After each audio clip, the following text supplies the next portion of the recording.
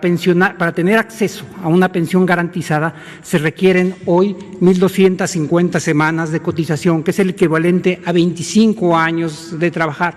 Y esto no quiere decir que los trabajadores no hayan trabajado 25 años, es decir, incluso podríamos pensar en trabajadores que han trabajado 15 años en el sector informal y 15 años en el sector formal, es decir, que hayan trabajado 30 años y que aún así, por no cumplir con las 1.250 semanas, no tienen acceso a una pensión garantizada. Esto claramente planteaba un reto para tratar de diseñar un sistema que fuera más justo, un sistema que fuera más adecuado.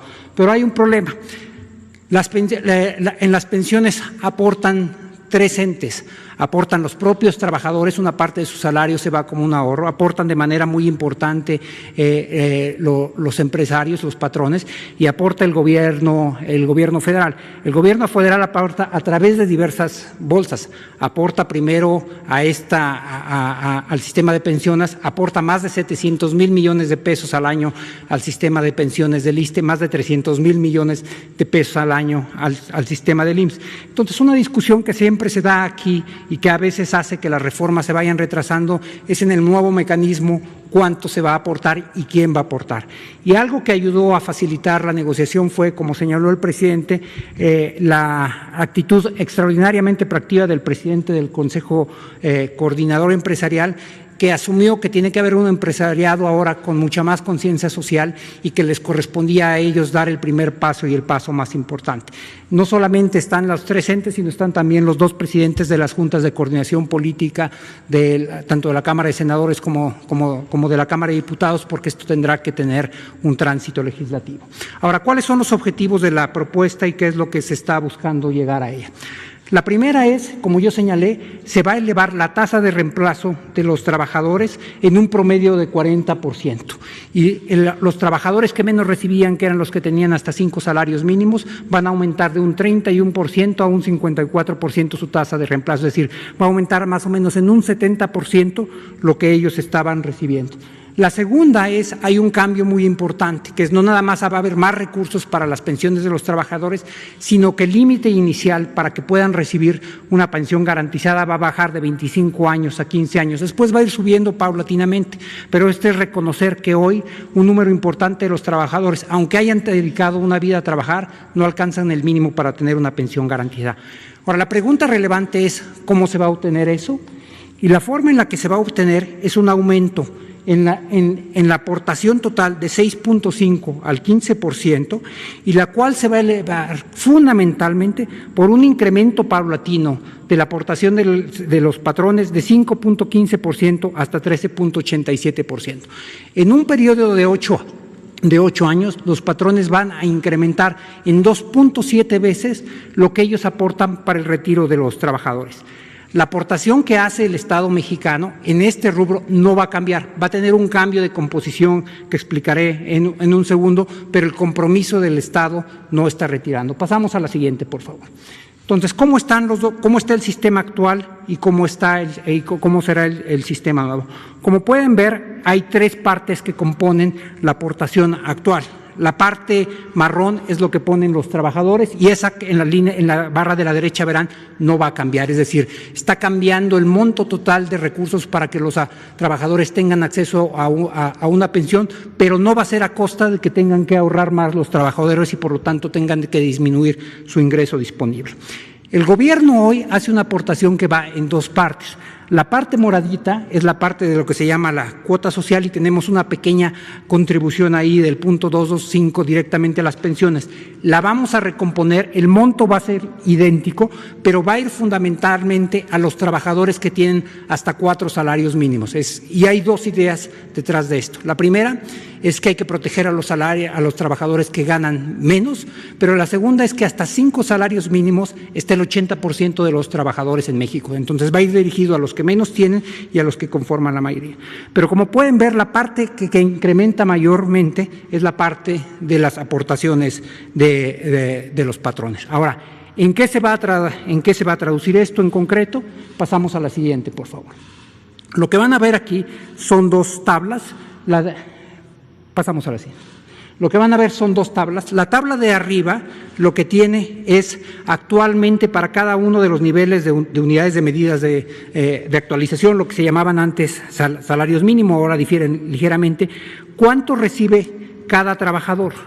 Un trabajador que tiene hasta un salario mínimo recibe hoy, y si trabajó 25 años, recibe el 68% de un salario mínimo, más el 34% de su ingreso viene por la pensión de adultos mayores. La pensión de adultos mayores, que se otorga a todos los adultos por arriba de 68 años y que es permanente al tener ahora a ser asegurada como un derecho constitucional, tiene un impacto muy importante en el retiro de los trabajadores, fundamentalmente en los de 1 y 2 salarios mínimos. Representa el 34% y el 24% de sus salarios. Si ven, por ejemplo, concentrémonos en el último, en el de 5 UMAS, ese solamente tenía una tasa de reemplazo del 31% y el de 4 UMAS de 35%, es decir, estos trabajadores estaban recibiendo apenas un tercio de lo que estaban ganando al momento de retirarse. Con la nueva propuesta de reforma, esto va a incrementar. Como podrán ver, para 1 y 2 salarios mínimos van a tener incluso un poquito más, considerando la pensión de bienestar para los adultos mayores, de lo que estaban recibiendo ahora, y para todos los demás van a incrementar de manera sostenible. Con esto van a tener una pensión que se acerca muchísimo a los salarios que tenían al momento de retiro y que les permite retirarse en condiciones dignas y justas. A partir de esta reforma pasarán dos cosas: no se afectan los derechos de los trabajadores, por eso la edad mínima para recibir la pensión siguen siendo 60 años, pero se necesitan únicamente 15 años de cotización y el monto de la pensión será del monto ahorrado y de las semanas que hayan salido. Y hay una población mucho mayor que beneficiado. Y este gráfico lo resume de manera muy, muy importante. Al día de hoy, con el estatus vigente, solamente el 34% de los trabajadores alcanza a tener una pensión garantizada. Es decir, los trabajadores que alcanzan una pensión tienen una pensión bajita, que en algunos casos es el 30% de lo que estaban recibiendo, y solamente un tercio de los trabajadores la recibe.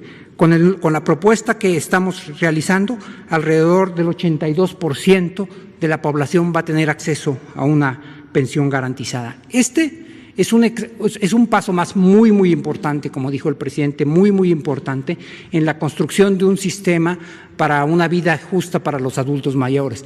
Y no es el único que hemos dado. Probablemente el más relevante fue la reforma al artículo 4 constitucional, a partir del cual los adultos mayores tienen derecho a recibir una pensión para apoyar sus gastos básicos de manutención en la vejez, y al ser un derecho constitucional, está garantizado, y el monto que se van a recibir no puede ser menor al del año anterior. Como vieron, para los trabajadores que están en los 2 primeros niveles de salario, representa cuando menos el 25% de todos sus ingresos.